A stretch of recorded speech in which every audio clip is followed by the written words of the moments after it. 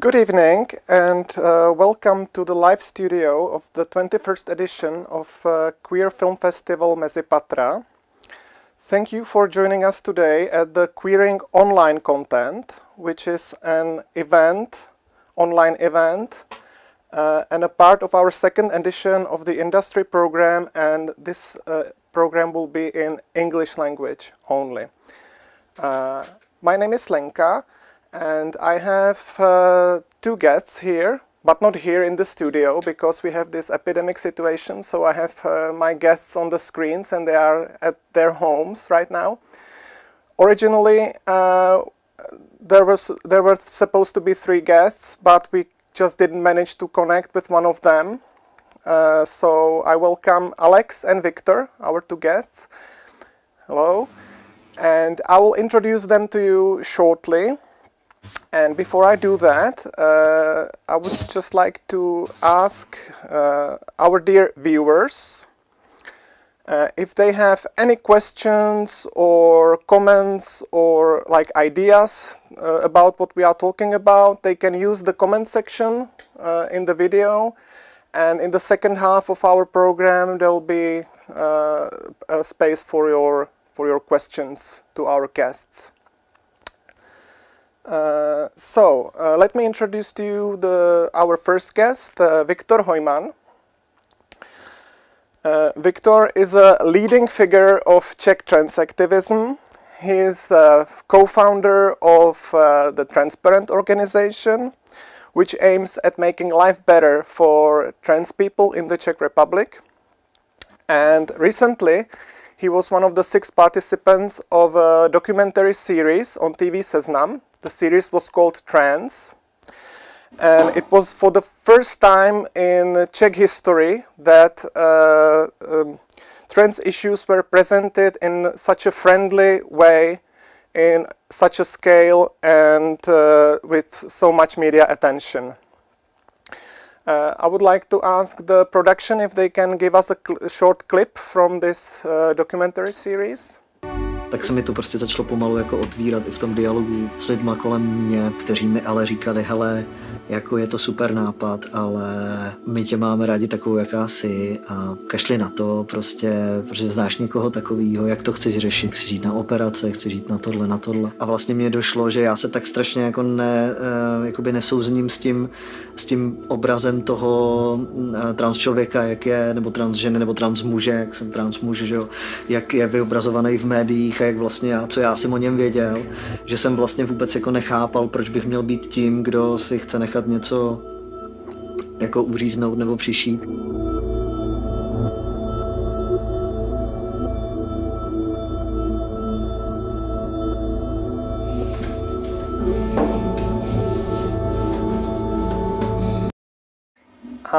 I also must say that Victor is a good friend of mine, just by the way. Not only that he's like a god of the Czech trans activism, but he's also a friend.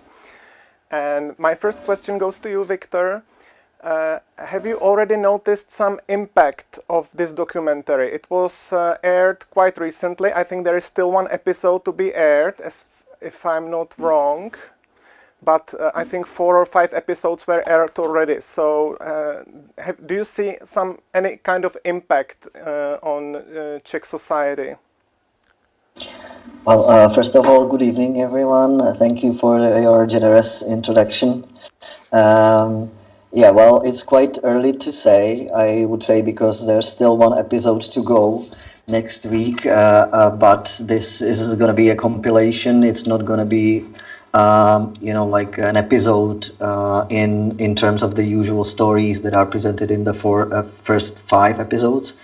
But so I cannot really tell what the impact will be, but I can only envisage or see or foresee what it can do, because we have some experience from our past campaigns. But what I'm already seeing is that for instance, media attention is quite a lot now opening towards the stories of non-binary people, and what was the result, or what I could see from the response in terms of public and media, most of the questions and most of the inquiries and most of the requests went towards the non-binary protagonist, FIPA, which is a great news, because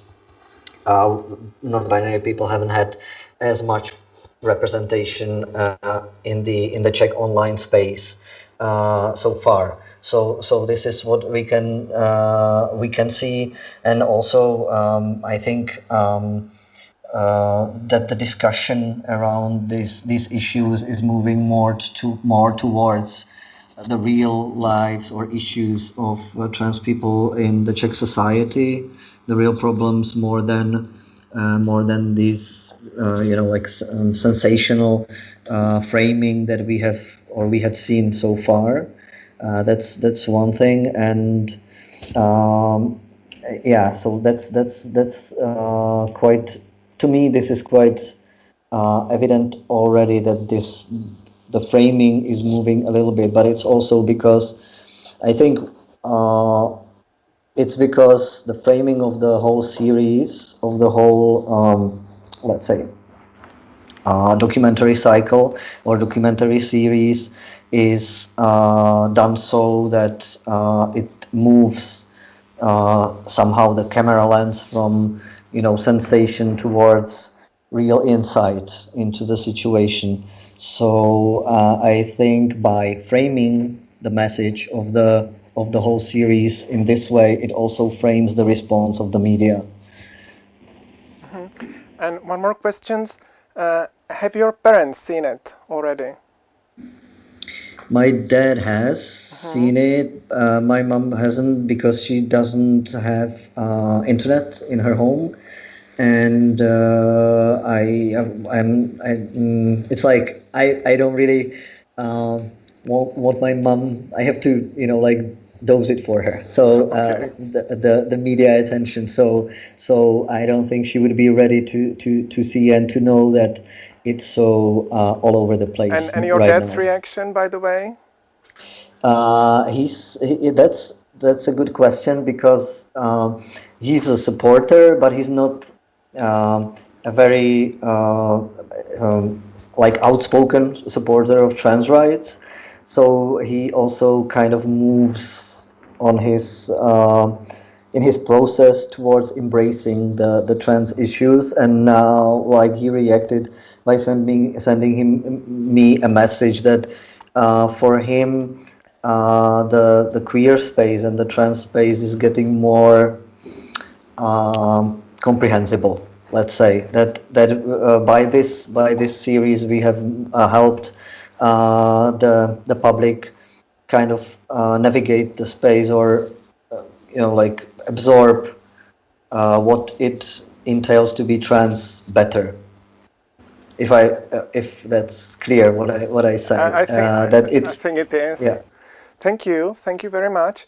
And now let me introduce to you our second guest, who is Alex Goldsmith. Hello, Alex.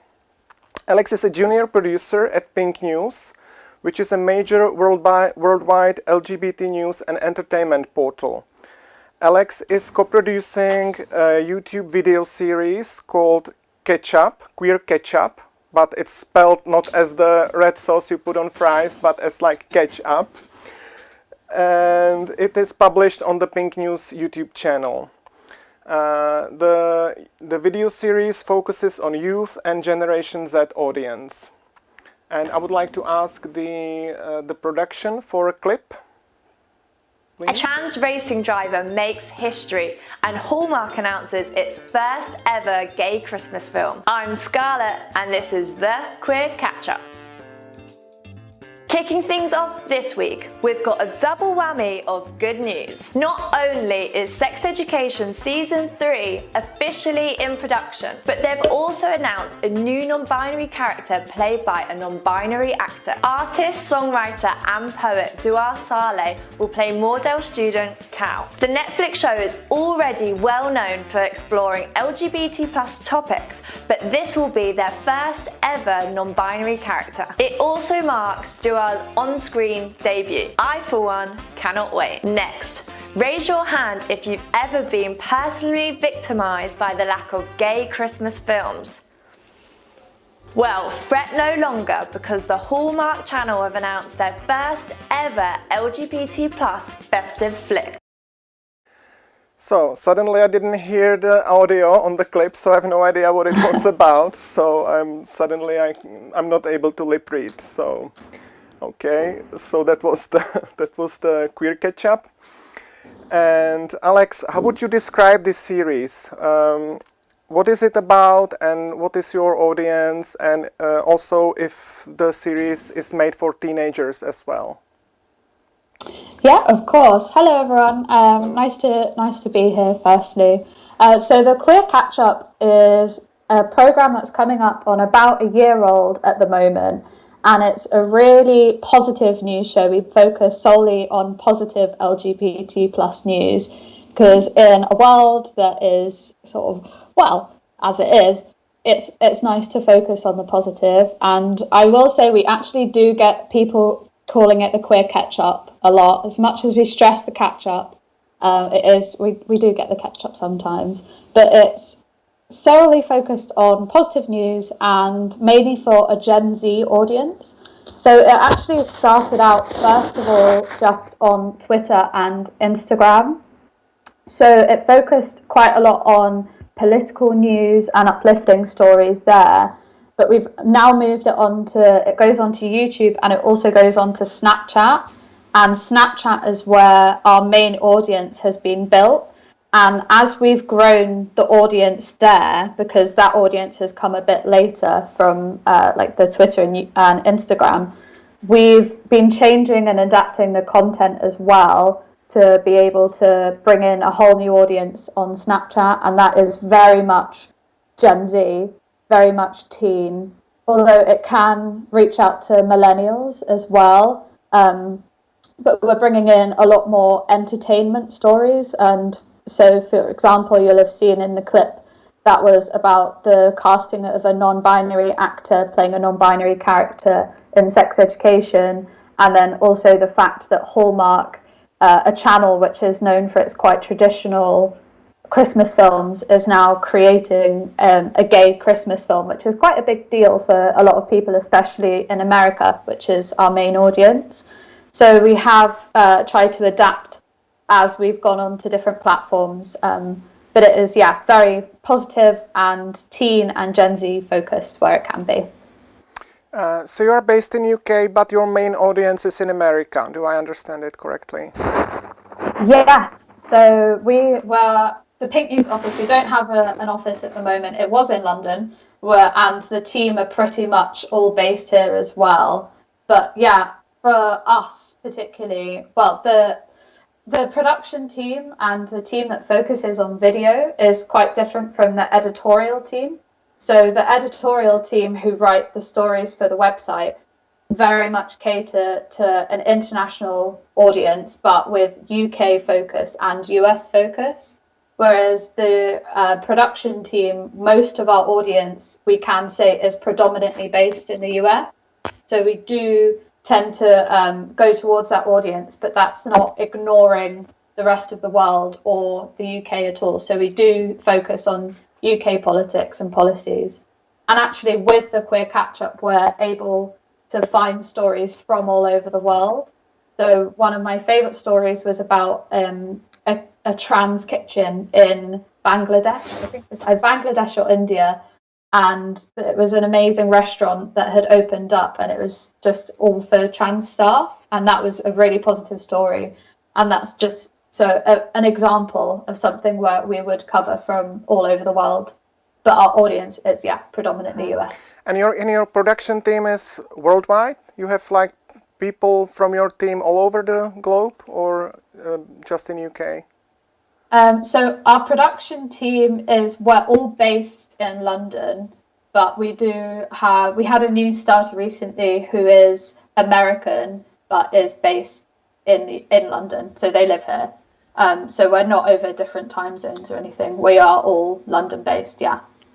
Okay, thank you. And me also introduce myself. My name is Lenka Králová, and I'm also a queer content creator, even though I'm a beginner. This year I started a YouTube channel with a friend of mine, and the YouTube channel is called V Transu. It's in Czech language only.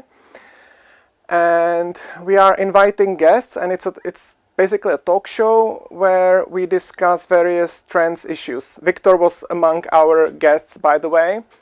And there is one thing I wanted to say about myself, just to make everything clear. For 38 years of my life, I lived as a heterosexual man who just didn't care about anything queer or LGBT. It was just not my thing. I just didn't know that I have this issue. And about a year and a half ago, I came out as a trans person. And now all of a sudden I'm a trans woman and a lesbian at the same time. So now I'm the L and the T in the LGBT, which would be like a good line if I were a rapper, but I'm not a rapper. And thanks God. I don't think I would be a good one. And why I'm saying this is that I'm really new in this. So I may have some very silly questions. That's because of my lack of knowledge. And if you use some very slangy words, I might not understand them just because my lack of experience. So that's just a warning for you and for the audience that I'm new in this. And yeah, so that was about me. And I think we can now go on with the show.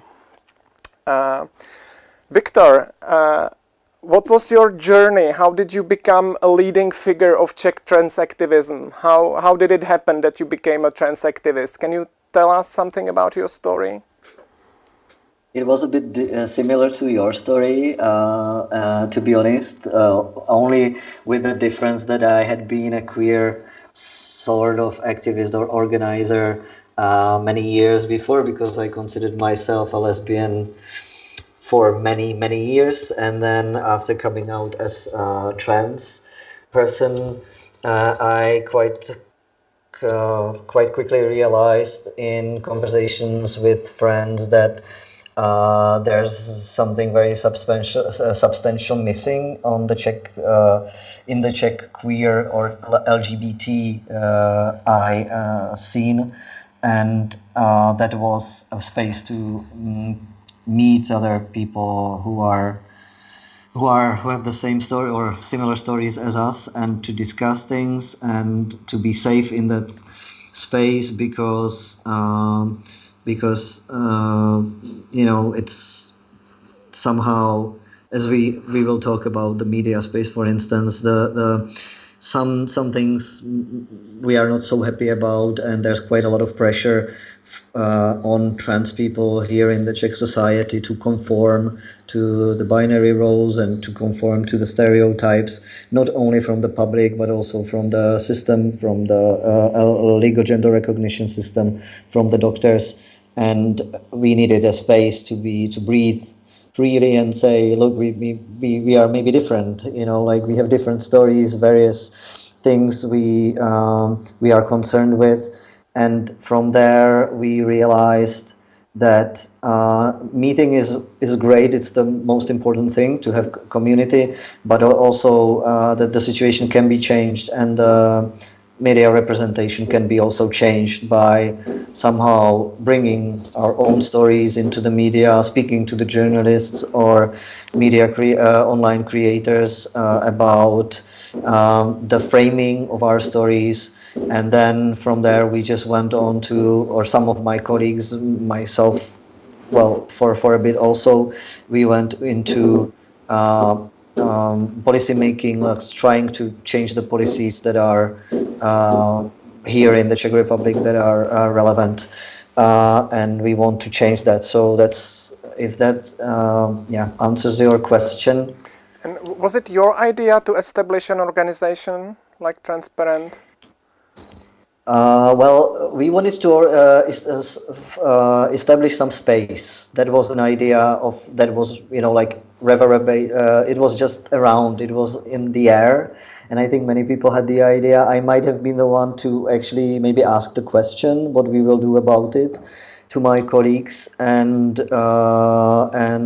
we started organizing it. We wanted to open a bar, no, a cafe or a place where we could meet and have fun and talk and be queer, but we didn't have the the facility, the funds, anything. So we opened this virtual online space where we invited people to come, and then we started organizing these support groups that actually started being held in a cafe. So yeah, so that's the story. Like space is the key word there. Like safe space to share. Thank you. Alex, what was your journey? How did you become a producer at PinkNews? What happened before that? So right before I joined PinkNews, I was actually in university. So PinkNews is my first job. When it's a pretty amazing one, I'm not going to lie. Like getting a dream job straight out of uni isn't too bad. So I did a master's in television journalism at City, which is University of London.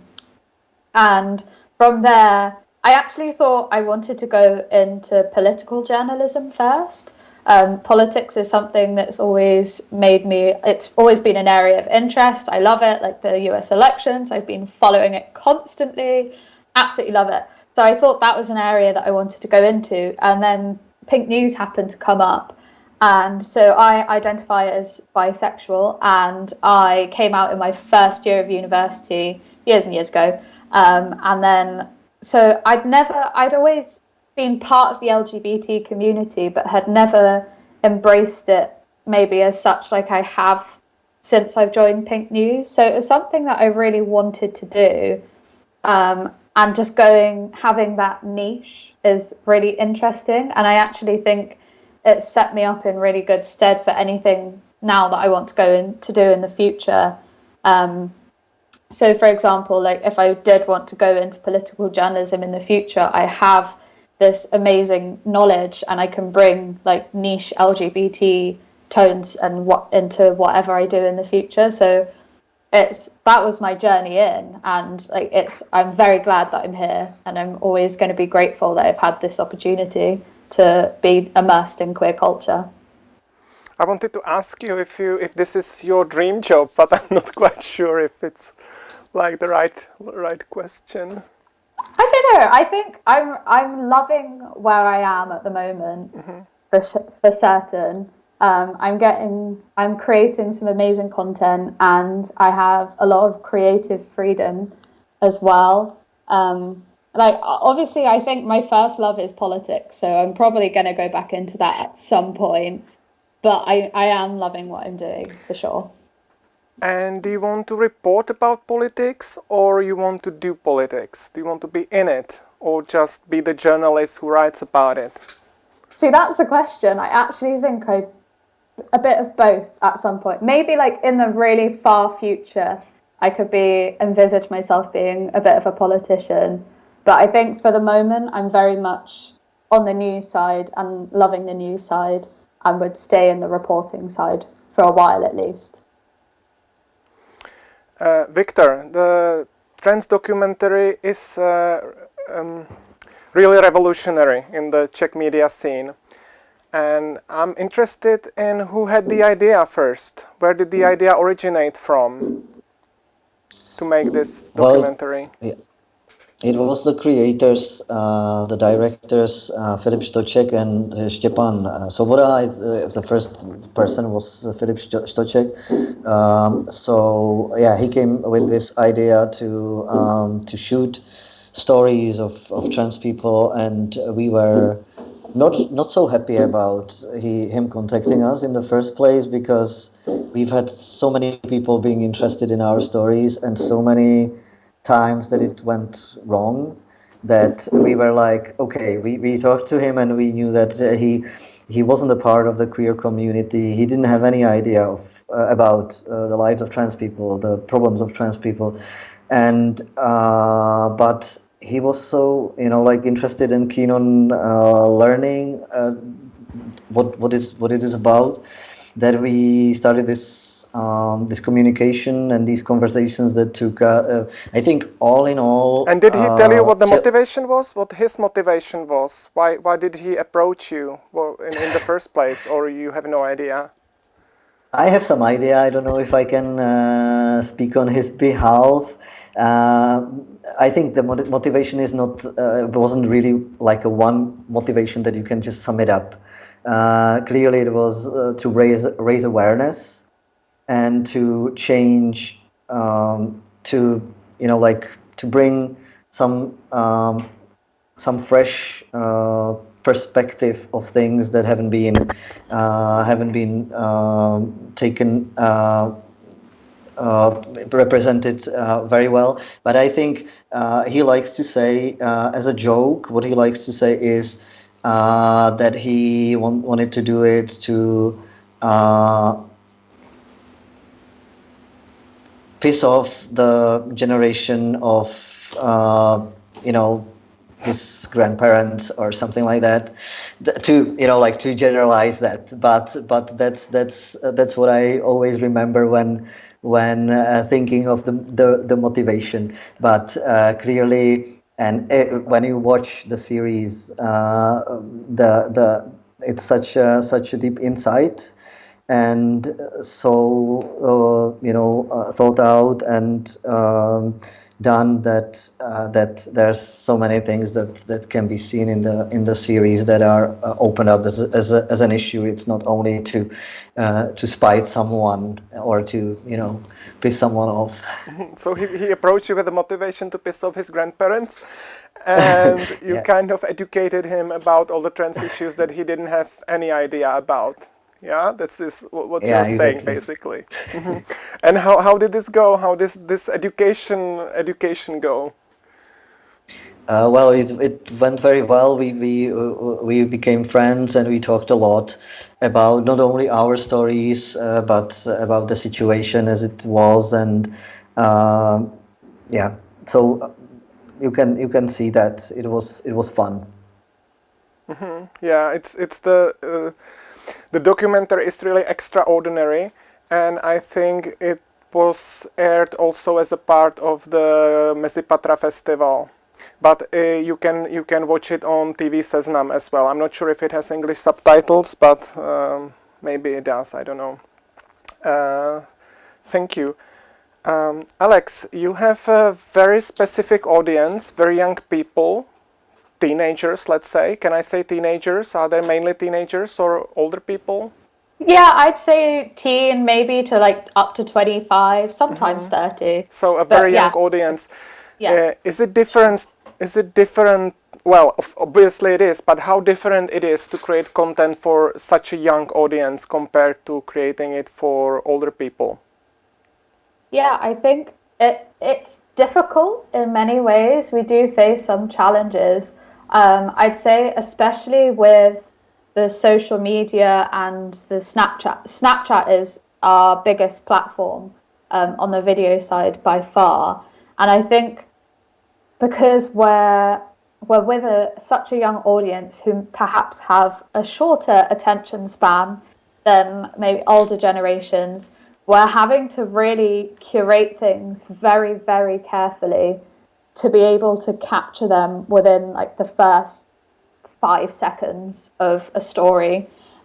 People will, if they're not enjoying something within the first 5-10 seconds, probably 5, not even 10, they will immediately swipe off. So it's hard in many ways to try and draw them into a story that we know is an amazing story, but we just need to like get them in and keep them in order to be able to show them that it's an amazing story. But we have a couple of different channels, so we can vary what we're doing and vary where we place things. So we have one of our channels is called This Is Life, and that focuses mainly on interviews. So we'll interview people and try and sort of create a story of their life very briefly within a couple of minutes. but then our main channel can be really, really varied content. So we have like listicles and things about TV and film, or I created a reaction series where people watch videos and film themselves reacting to it and then send me the footage, which I edit together. So it's very, very different content. And then obviously the queer catch-up is on there as well. So we can play around with different formats and how we're engaging people, but it is very difficult. But once we get the audience, it's rewarding because the numbers from Snapchat particularly can be amazing. And now I can't resist to have a very ignorant question, and I'm sorry for that. I'll be 40 next year, so I'm, let's say, like the middle-aged generation. And I only know that Snapchat exists. I've never been there, I don't have it installed on my phone, I have no idea. Can you just like quickly describe for people like me how different Snapchat is from YouTube, for instance, and if you create a different content for YouTube and Snapchat? Because I've seen your content on YouTube only, so if what you put on Snapchat is different in any way. Yeah, so we're at a point at the moment where what we're putting out on YouTube is very similar to what we're putting out on Snapchat. But YouTube generally is home to more long form videos that people will spend longer on, whereas Snapchat is definitely more short form, obviously in the vertical format rather than the horizontal that is YouTube. So it varies quite a lot. And then just Snapchat in general is only on people's phones, whereas I think a lot of people still watch YouTube on a laptop. A lot of people watch it on a phone or a tablet as well, but Snapchat is basically people's phones, and it's also a way that they chat to their friends as well. So it's a different type of social media because it's not video only. And then, but where on that video side, where they have Snapchat Discover, where there are lots of different publishers that will post video content and news content. So they're able to access both their messages with their friends while also having on the other side of the app videos and news content. So we're on that side trying to sort of feed into that. But we definitely put more short form, snappy entertainment pop news on there. And then YouTube, we're kind of putting the same stuff out everywhere at the moment. We're trying to be more cross-platform, but definitely we've got longer stuff going up on YouTube because people tend to stick around for longer there and watch stuff for longer. Mm-hmm.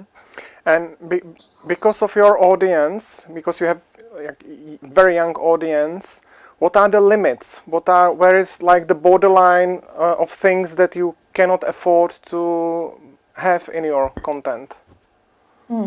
So this is quite interesting actually, because we had a period last year where Snapchat changed their guidelines for what we are and aren't able to publish. So when those new guidelines came in place, it definitely varied and changed the content that we could put out. So before, we were doing quite a lot about sexual health, and we'd speak quite openly about sex toys and all sorts of different things. Whereas now these new guidelines have come in, we're not able to cover that content as much. And even sometimes in the imagery that we can show, we're not able to show people like shirtless unless they're in a gym or in the sea or something like that. So it's definitely got more strict and just allowing for that age. Like we have to take that into consideration, but it isn't just the age that that sort of dictates what we do. It is the Snapchat guidelines as well. Because before that, even knowing that we had a younger audience, we were still quite willing to put perhaps more risque content on there so that we can educate them, even if they're a teenager. We were willing to put that out there to educate them, whereas now within the Snapchat guidelines, we can't. Thank you very much. Victor, during the shooting of the trans documentary, were there moments where you had to discuss some kind of borderline with the creators as well, like things that they or you thought that they are not really appropriate for the Czech general public audience? There, like the discussions just, like took the whole maybe year and a half of the shooting. That it wasn't about like the specific things, but it was about like the framing that we what we agreed in the beginning, and it was also the position of the creators that they wouldn't have that they wouldn't have. Shoot, they wouldn't really focus on surgeries. They wouldn't really see have this as the main issue of the documentary, and that actually there will be no surgeries at all, or there will be no doctors speaking on behalf of trans people. So we had some things that we were really cautious. And so these were our conditions, that we will not shoot with the authors, with the directors, if there are these elements in the documentary series itself. And as we went on, there were some things that actually appeared also, like that I was asked to mention my previous name. And I said I wouldn't do it, and I wouldn't really talk about it. And they said, okay, so let's talk about it in the film. And there's this space where I say that I don't want to speak about my name and why it's not appropriate for me. And I don't think that in general it's good to ask trans people about their dead name and their past, and frame it in the way that this used to be that person and now this is this person. And so that was one of the things.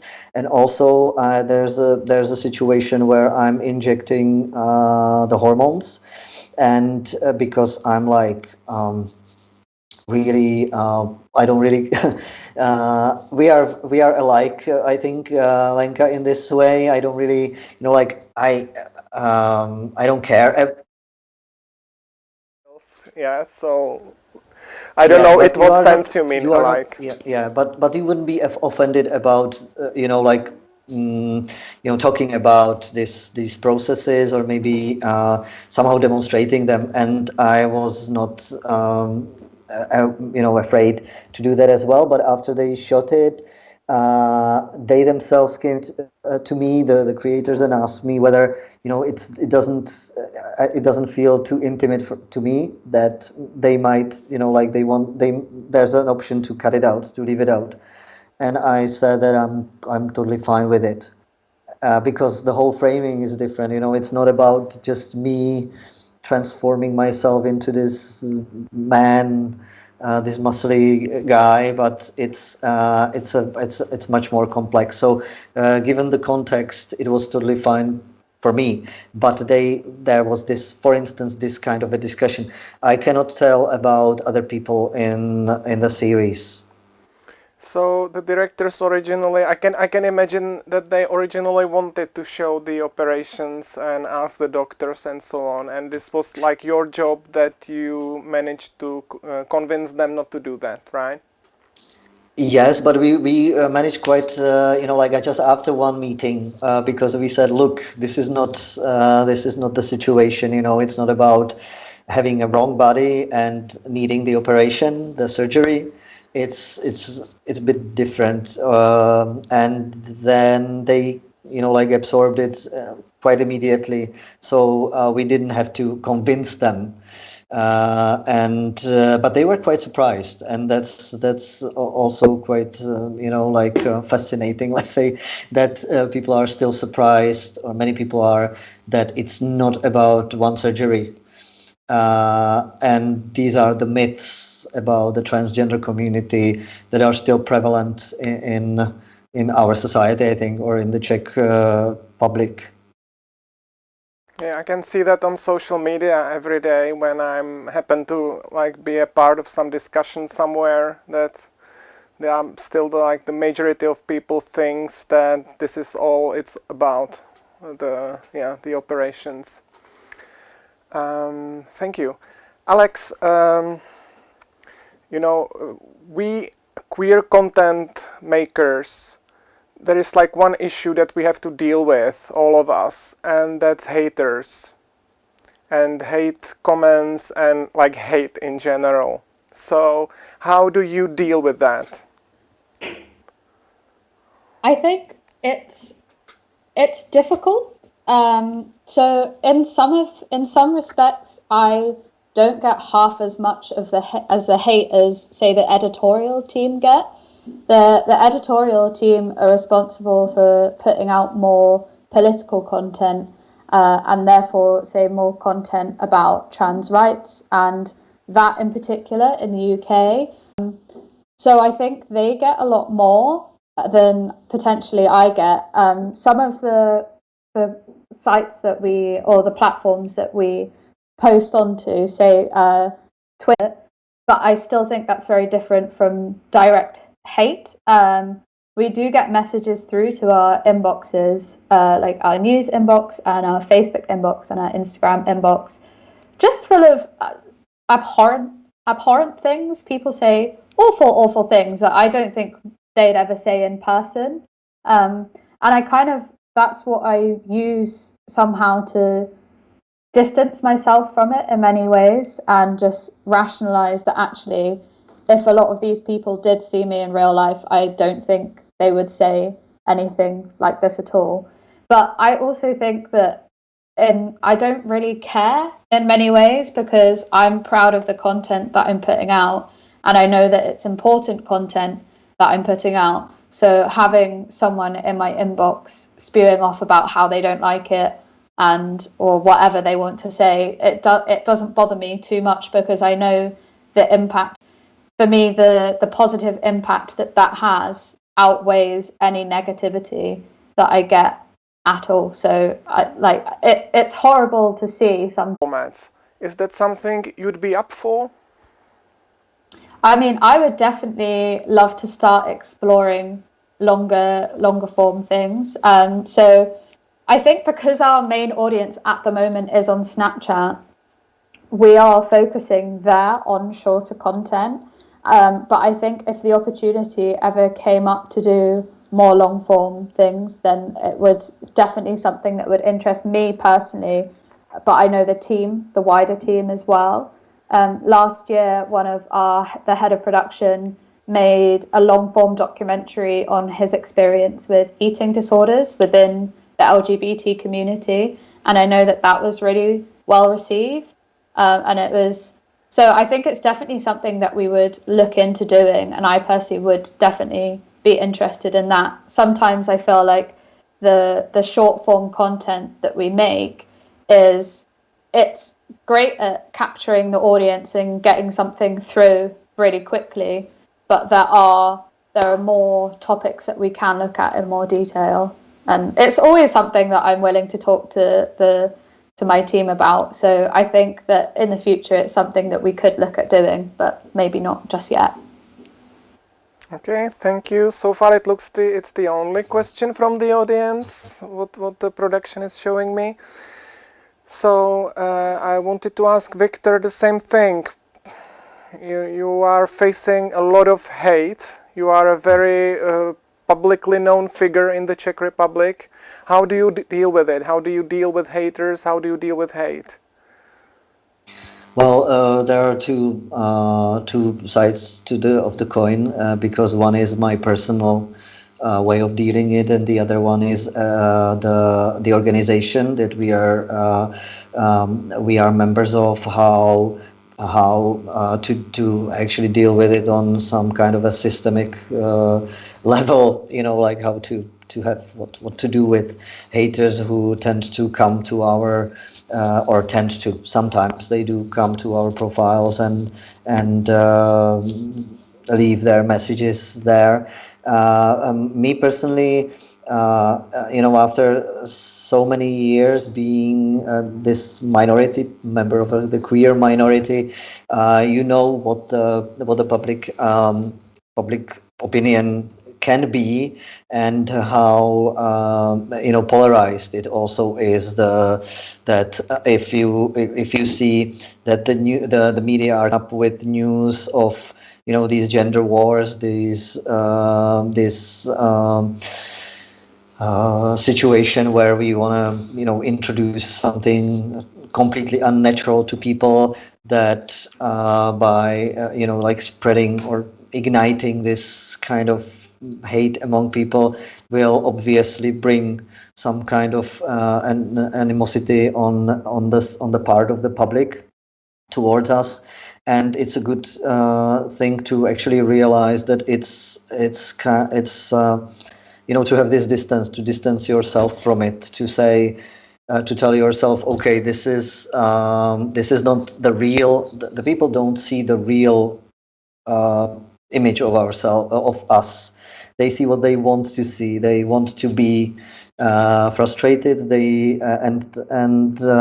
they are also like led or prompted by some kind of conservative entities or politicians to actually see us as the enemy. But it's not it's like nothing personal, or they have kind of distorted image of us. Also, so this is what I'm working with. This is what I tell myself when I'm seeing these comments. I don't read them, of course. This is like number one. Where to not go, where to not look at, which sections to avoid, and also when there's some interview, the first thing you hear from your friends is, please don't read the comment section. That's what everyone says. So you just like, okay, I don't do this. So this is number one, and then it's good to somehow, and I think we all know it, to somehow kind of try to listen to what they want to say, and if that's a real reaction to something that is completely made up, that okay, there's no point in reacting to that.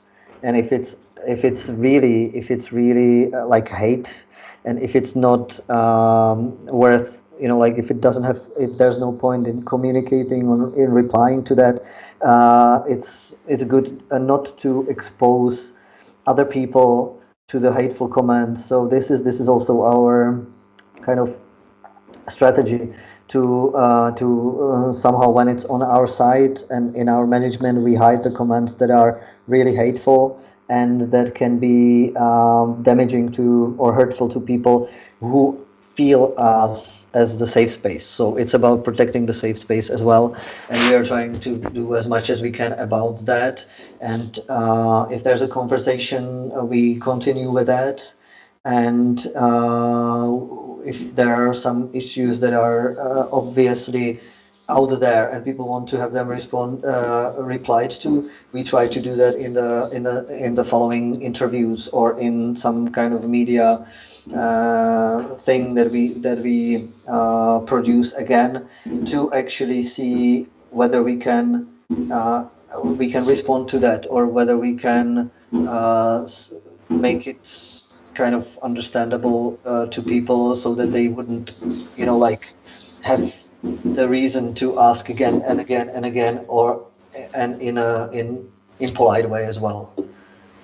Well, Victor, I'm a bit different personality than you, because whenever there is an interview with a trans person, the comment section is always the first thing I go to.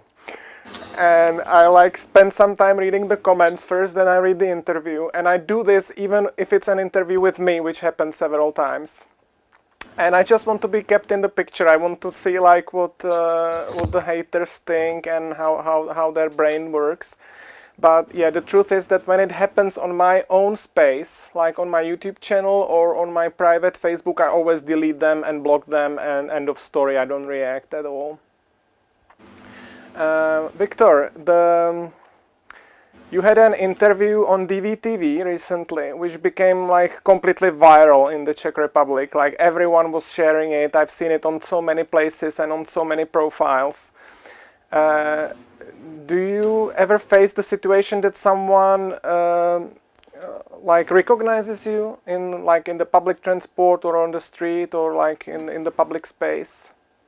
Have you ever had some like real life confrontation with the haters? Not with haters in that respect. Also, with the coronavirus now, I was wearing the mask that I had to be wearing, but I was kind of in that way, in that respect, felt safer behind the mask, I have to say. But I think I see I look much taller on the screen, so I don't think that people would really think that this tiny guy is the is the guy on the that was really so on such an important program. This speaking about him being trans. So I didn't have to face that, and also this is a good question because like me passing as a guy, as a man, visibly on the street, I don't really attract so much attention as some other trans or non-binary people do. So I haven't been exposed to that, but in the comment section it was really messy. It was really bad. It was one of the, and actually it was funny because I think even more than about the interview itself, the public or people in my circles and somewhere like people I didn't know were discussing how horrible the comment section in the online space is and how to deal with it. They were really serious about telling the media, writing to the media, writing in the comment section, please do something about this comment section. So actually it opened also another discussion, and so that's how horrible it can get. And I think it's actually the responsibility of the media if they open this is about being queer or being trans in the online space or in media. It's, I think, the responsibility of the producers of the content is to somehow try to at least ensure some kind of dignity for the people it is about and some kind of safe space for the people themselves, not only the interviews but also the group of the people that the interviewees are representing. Because when you have like an interview with a trans person and then the majority of the comments are really like horrible, hateful, threatening and so on, then it's not what is the point, what is the message for the trans people? Of course, many of them go to the comment section and they are not happy for the interview that it went well or that interesting and important questions were answered, but they are horrified and they don't want to go out, some of them, because they feel really sad about the haters. And we know that it's like it's a share of the people who are watching it, very small maybe, but they are very vocal and they share it a lot. So like their friends are liking their comments, so they are they are among the most popular comments as well. And then you have this distorted idea of how the Czech society hates trans people, for instance, even though it's not the case. We know based on polls, surveys, that it's not the case. But from media, some of my friends or colleagues just writing me and telling me how devastated and wrecked they are after in the interview because they read the comment section and that Czech society will never accept us and so on. And so I think I would see it as a responsibility of the media to actually moderate the discussion somehow. Yeah, I see the same, and like the real world experience is totally different from what you see in the comment section. These are like people that you just don't meet on the streets, or like among your friends, or like people you deal with. It's interesting.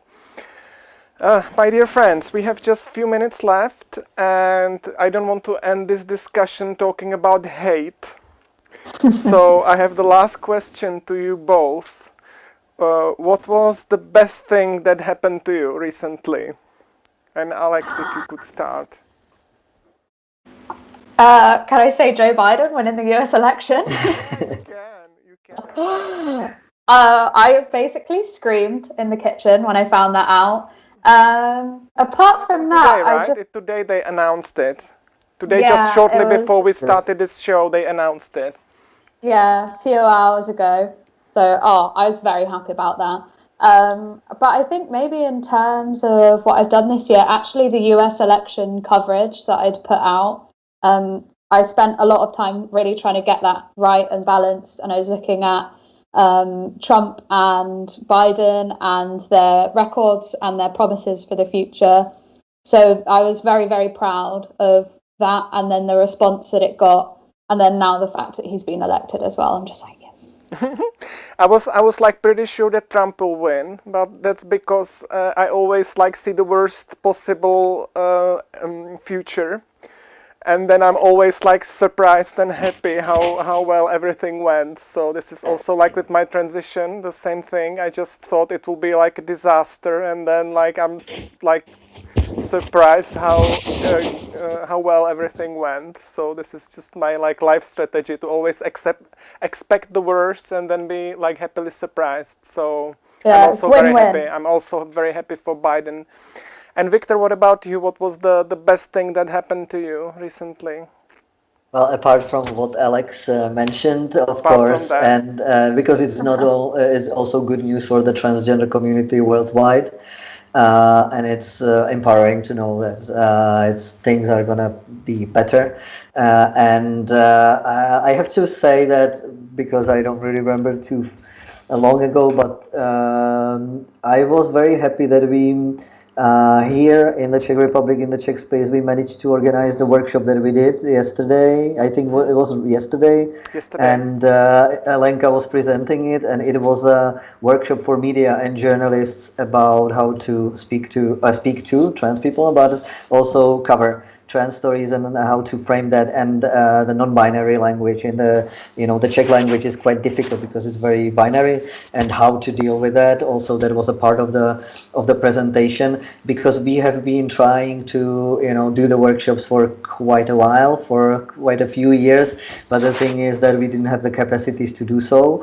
And yesterday there were 60 plus people listening, and representatives of large media outlets, and we could tell them, look, this is no more like prisoners in their bodies, or being born into the wrong body, and so on. So I'm happy that the message went out, and the word will only spread, and we will have quite a dignified framing of our stories and our messages.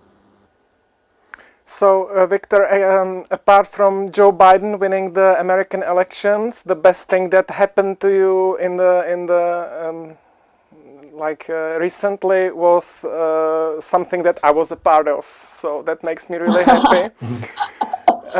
My dear friends, the time is running up. I would like to thank you very much for a great chat that I had with you. You were great people. And yeah, Thank you very much for have a great weekend, and have great lives, and like do what you're doing, and like be happy. Bye. Bye. Thank you very much. Thank you. Good luck, Alex. You Good too, luck. Victor. Lovely to meet you.